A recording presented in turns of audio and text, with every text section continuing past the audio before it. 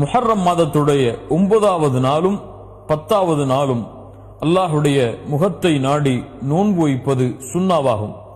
அல்லாஹுடைய தூதர் ஸல்லல்லாஹு அலைஹி வஸல்லம் அடுத்த ஆண்டு நான் உயிரோடு இருந்தால் 9வது நாள் முஹர்ரம் மாதத்துடைய 9வது நாள் நோன்பு வைப்பேன் என்று தன்னுடைய ஆசையை வெளிப்படுத்தினார்கள்.